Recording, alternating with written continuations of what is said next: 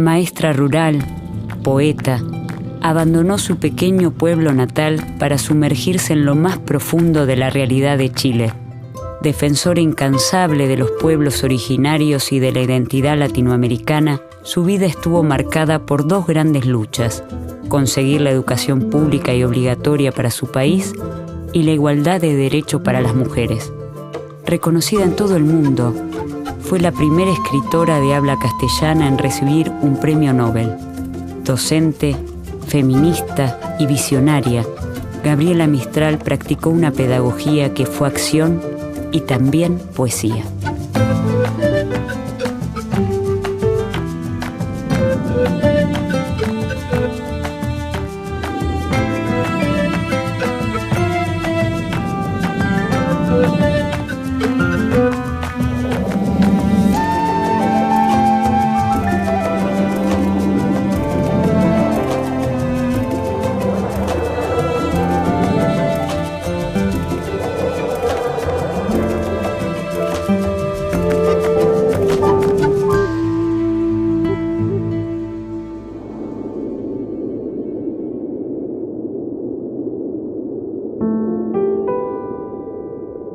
Es el año 1889. En Vicuña, un pueblo al norte desértico de Chile, nace Lucila Godoy Alcayaga, quien con el correr de los años pasaría a utilizar el seudónimo de Gabriela Mistral, en homenaje a dos poetas que admira, Gabriel D'Annunzio y Frédéric Mistral.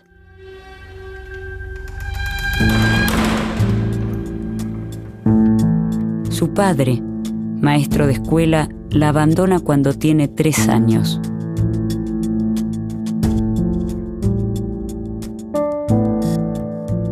Crece junto a su madre, su abuela y su hermana, maestra rural, que la introduce en la profesión. Entonces fue una mujer que siempre vivió luchando en contra del sistema educativo chileno de esa época, que como todos los sistemas educativos de la época en América Latina era muy restringido. Ella básicamente es una cristiana, una mujer profundamente católica, que en determinado momento se chocó también, ese fue su segundo desencuentro, con el establishment católico, con la cultura católica oficial, cuando quiso entrar a la normal, a la escuela normal para estudiar para maestra y tener un título. El cura, que había escuchado o había leído algunas de sus poesías, que ya empezaba a escribirlas, no le gustaron porque eran un tanto paganas, tenían tintes socialistas, etc., eran demasiado populares. Entonces fue rechazada también por la iglesia.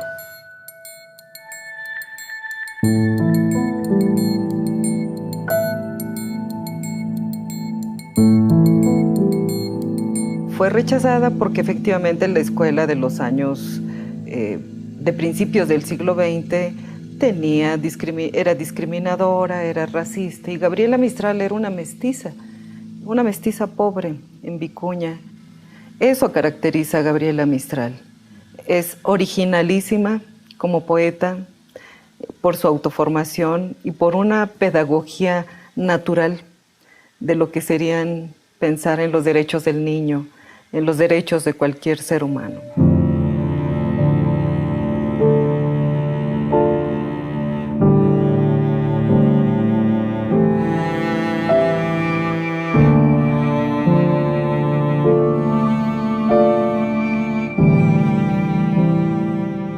Chile era un país en esa época dividido entre católicos y agnósticos, muy fuerte, entre liberales y conservadores.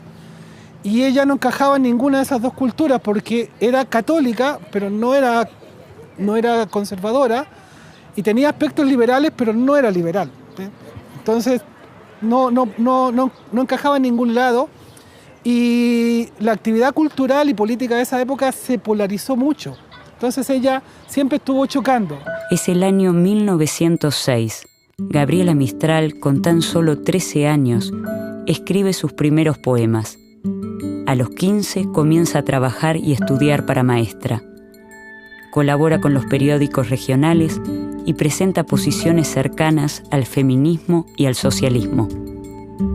Ese mismo año escribe en el periódico La Voz del Elqui un artículo que le genera problemas con la Iglesia. El texto se titula La instrucción de la mujer. Se ha dicho que la mujer no necesita sino de una mediana instrucción. Y es que aún hay quienes ven en ella al ser capaz solo de gobernar el hogar. La instrucción suya es una obra magna que lleva en sí la reforma completa de todo un sexo. Porque la mujer instruida deja de ser esa fanática ridícula. Instruir a la mujer es hacerla digna y hay que levantarla, abrirle un campo más vasto de porvenir, es arrancar a la degradación muchas de sus víctimas. Es preciso que la mujer deje de ser la mendiga de protección y pueda vivir sin que tenga que sacrificar su felicidad con uno de los repugnantes matrimonios modernos o su virtud con la venta indigna de su honra. Gabriela Mistral quiere ingresar a la Escuela Normal de Preceptoras de La Serena, pero no se lo permiten. Sus textos y poemas son resistidos por los círculos conservadores.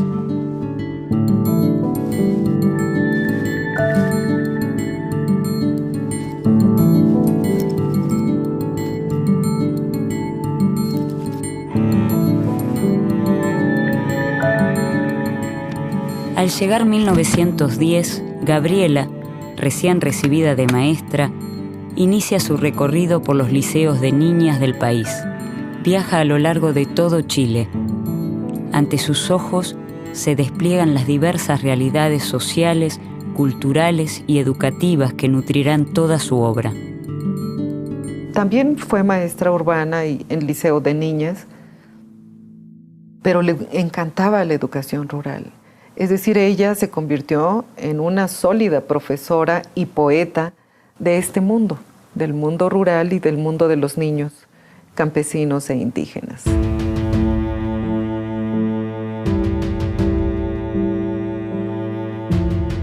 En un tiempo en que no se defendía a los indios, ella defiende a los indios. En un tiempo en que las mujeres rurales son vistas más bien prácticamente como instrumentos de trabajo. Ella habla de las mujeres rurales como seres humanos que deben leer, que deben ir a la escuela. Entonces ella llega a convertirse en una maestra que es a la par poeta, productora de una pedagogía diferente, en un ambiente chileno donde las maestras alemanas son las más valoradas, las mejor valoradas, y no una maestra mestiza como Gabriela, que además publicaba, era escritora cotidianamente en los diarios, con eso complementaba sus ingresos. Y bueno, entre las rarezas de Gabriela Mistral decide irse a ser maestra rural a la Patagonia. En Temuco, en la Patagonia, en estos lugares estuvo Gabriela Mistral.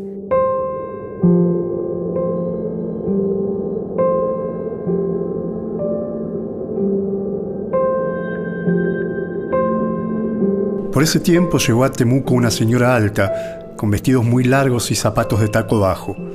Iba vestida de color arena. Era la directora del liceo. Gabriela tenía una sonrisa ancha y blanca en su rostro moreno por la sangre y la intemperie. Ella me hizo leer los primeros grandes nombres de la literatura rusa que tanta influencia tuvieron sobre mí. Durante las primeras 2 décadas del siglo XX, los trabajadores chilenos atraviesan una situación penosa. Una de las principales causas es el analfabetismo. Yo diría que fundamentalmente el contexto chileno en lo que se refiere a educación y a los grandes problemas tenía que ver con un asunto relacionado con la obligatoriedad o no obligatoriedad de la educación primaria. Ese es un tema que, por ejemplo, en casos como Argentina, México y otras partes se había zanjado o estaba por zanjarse, ¿no? En el caso chileno se habían dado algunas iniciativas legales desde más o menos los mismos tiempos que en el caso de Argentina, ¿no es cierto?, en los años 80, pero sin embargo eso no había arribado a ningún buen puerto.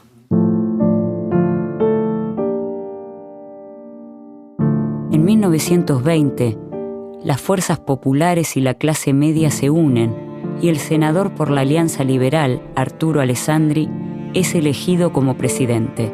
Al año siguiente, Alessandri presenta un programa de reformas que contempla, entre otros aspectos, el de la separación de la Iglesia y el Estado, el cumplimiento de la educación básica obligatoria y la elección directa del presidente y del vicepresidente mediante el sufragio popular.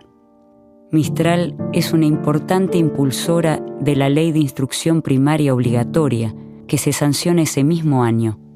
El analfabetismo disminuye de forma progresiva. En 1922, Gabriela emprende un viaje hacia México, atraída por los vientos de la Revolución. Invitada por José Vasconcelos, quien fuera rector de la Universidad Autónoma y luego fundador de la Secretaría de Educación Pública, la joven autora se suma a su propuesta educativa. Ese mismo año publica su poemario Desolación, considerada su primera gran obra. Es en México donde Gabriela Mistral encuentra el espacio para desplegar todo su potencial como educadora. Como maestra poeta se concentra en la fundación de bibliotecas rurales en el caso de México y en el diseño de un libro de lecturas para mujeres, que era para mujeres maestras y para las chicas, donde ella coloca un conjunto de trozos literarios de toda América Latina. Y esto es importante porque, digamos, no había una orientación a un pensamiento latinoamericano. Guardo el recuerdo de esa y de otras invenciones geniales del gran reformador José Vasconcelos, quien alfabetizó, con la ayuda de los maestros misioneros, del cine y de la radio, a millares de campesinos. Allí tuve la alegría de aprender que ha sido una vieja y malhadada superstición aquello de que el indio americano padece de una incapacidad intelectual irredimible. Más aún, allí gocé de observar el genio que tiene el indio para el dibujo, la pintura y la escultura. Y sobre todo, la sed de leer, de escribir, recitar, danzar y cantar que posee el pueblo. La alfabetización iba de mes en mes liquidando a centenares de analfabetos. Esas escuelas nocturnas, llamadas por su creador misioneras, parecían realmente un asunto tan civil como religioso. Eran también el desagravio a una raza entera, la indígena. Entonces es algo interesante, hay todo un proyecto cultural, hay toda una crítica, hay toda una revisión educativa de cómo deben llegar estos libros a los niños del campo, ¿no? Entonces, bueno, ese es el mérito de Gabriela, es colocar estas lecturas para las niñas y para las maestras. Maestro, enseña en tu clase el ensueño de Bolívar, el vidente primero. Clávalo en el alma de tus discípulos con agudo garfio de entendimiento. Divulga a la América su Sarmiento, su Bello, su Lastarria, su Martí. No seas un ebrio de Europa.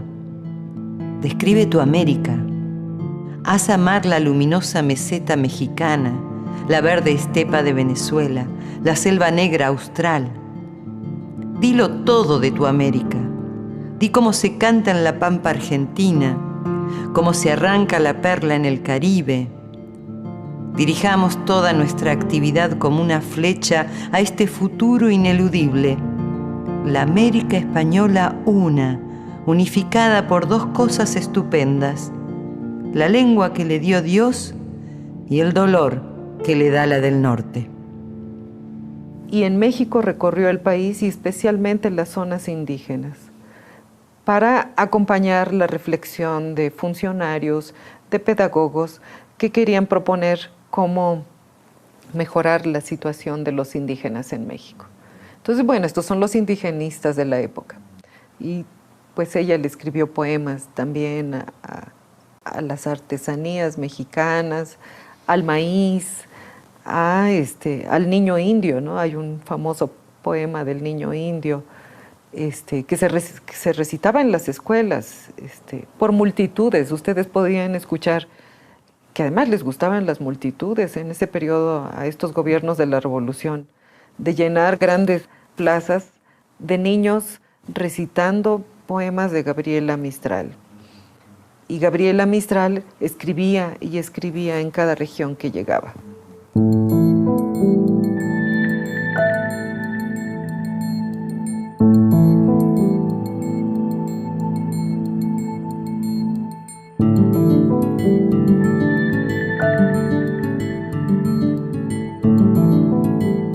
Recibe una jubilación extraordinaria otorgada por el gobierno en reconocimiento a su obra y deja la tarea docente, pero no abandona el trabajo con los maestros. Entonces, está por un lado esa cara, la cara profesional, en la que ella tiene un interés muy fuerte por el problema político-educativo, y por otra parte está aquello que podríamos decir que traspasa, digamos, el problema de estar metida o no en la sala, y que es lo propiamente más pedagógico, en lo cual ella tiene un compromiso que va más allá claramente de su vida profesional, ¿no? En ese sentido, todo el tema de ella con la naturaleza del aprendizaje, con el sentido de la educación centrada en el niño, ¿no? Con la muy fuerte mezcla que ella hace de elementos del cristianismo, de la escuela nueva, de múltiples doctrinas, para terminar, ¿no es cierto?, en una especie como de propuesta muy espiritualista, latinoamericanista, ¿cierto?, de educación, ¿ya?, centrada en ideas tales como ternura, acompañamiento, misión, semejantes, ¿no? Y todo eso, entonces, uno ve como dos Gabrielas, diría yo. Una que es propiamente la profesora y otra que es algo así como una, diríamos, intelectual interesada en la educación. En 1926, el Consejo de la Sociedad de las Naciones la designa para ocupar un importante cargo en el Consejo Administrativo del Instituto de Cinematografía Educativa, creado en Roma. Sus preocupaciones por el género femenino se hacen sentir en las altas esferas políticas, como ocurre en 1928, cuando Francia rechaza el voto femenino y Gabriela condena la decisión. Socialistas y radicales han nacido a la vida de combate electoral con la afirmación de la igualdad de los sexos en la boca. Pero un buen día fueron gobierno, como en Francia, y se les vino encima el pánico de perder el usufructo tan deleitoso siempre de la presa.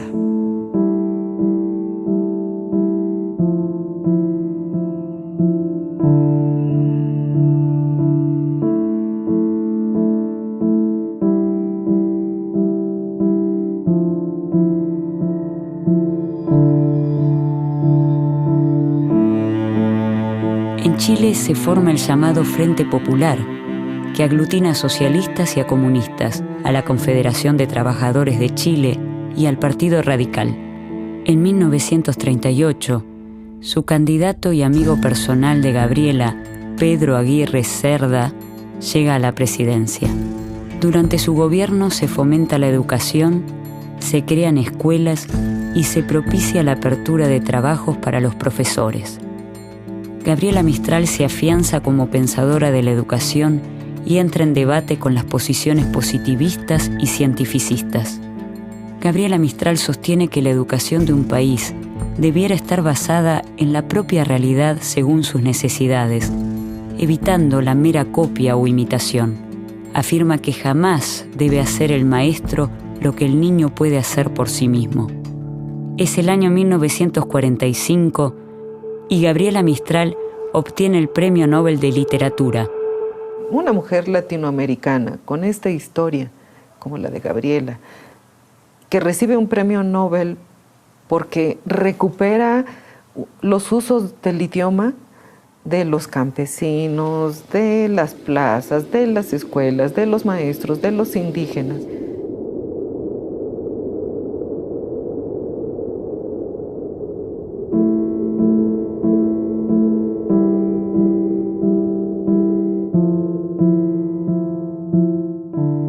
Ahora ya no le damos un amén servil a ese pregonado monopolio de la inteligencia viril.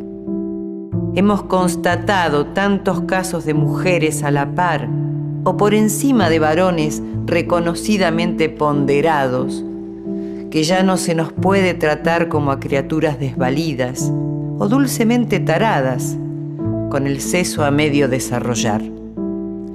Prueba de ello es que nos han otorgado el derecho masculino a votar, que yo siempre consideré que era nuestro, por zoología. Pertrechadas en grande, iremos a las elecciones, no en mero papel de votantes, sino, además, de candidatas. Si votamos, pero solo por hombres, seguiremos relegadas. Codo a codo y en proa a una patria concebida como un hogar grande para sus hijos y los hijos de sus compañeras, las mujeres completarán la empresa política, en la cual falta más economía, mucha economía, acaso solo economía, porque nosotras partimos y llegamos de la tierra a la mesa, de lo tangible a lo factible, sin embriagarnos en teorías ni perdernos en dédalos de discusión ideológica. Por eso, algún día Chile elegirá a una mujer para la presidencia de la República. En 1953, Gabriela Mistral es cónsul en Nueva York y representa a Chile en la Asamblea de las Naciones Unidas. Unos años después, llegando al final de su vida, escribe el texto titulado Imagen y Palabra en la Educación. Toda la primera infancia nos aparece dotada de imaginación, pero son muchos los padres y los maestros que la desdeñan torpemente y hasta la combaten.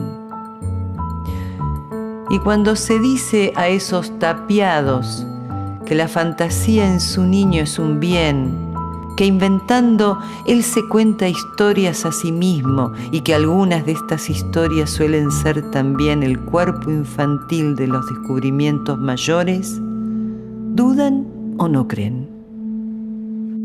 Hay que decir otra cosa, Gabriela Mistral también era una gran comunicadora social. Iba a los pueblos y hablaba con la gente y lograba una comunicación casi mágica, casi inmediata.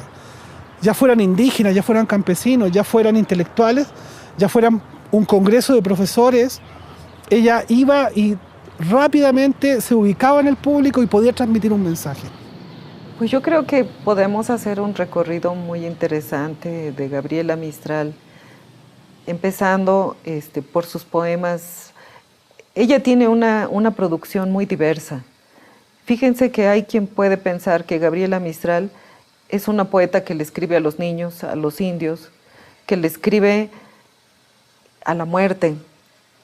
Incluso hay quien piensa que algunos de sus poemas son realmente eróticos, que él le escribe al amor, que le escribe a la maternidad.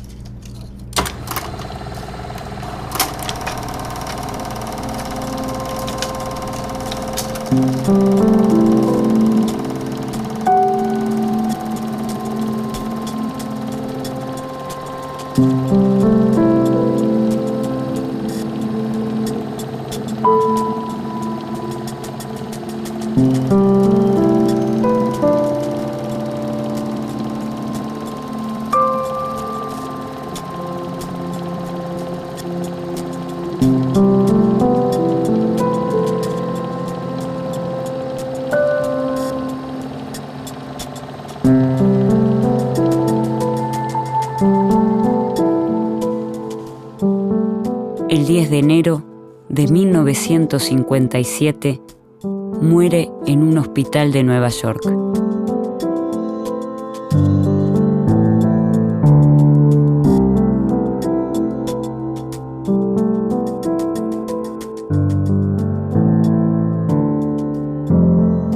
Sus restos son enterrados en Monte Grande, pueblo en la región de Coquimbo, en Chile. Según su testamento, dona los derechos de sus obras publicadas en América del Sur a los niños del mismo pueblo donde hoy descansan sus restos.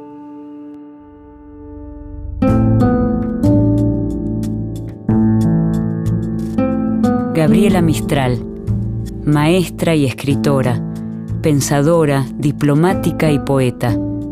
Su huella marca el camino de la reivindicación de la escuela pública, de los derechos indígenas y de la voz de la mujer que clama por justicia e igualdad. Una voz que se expande en Latinoamérica y aún resuena en todo el continente.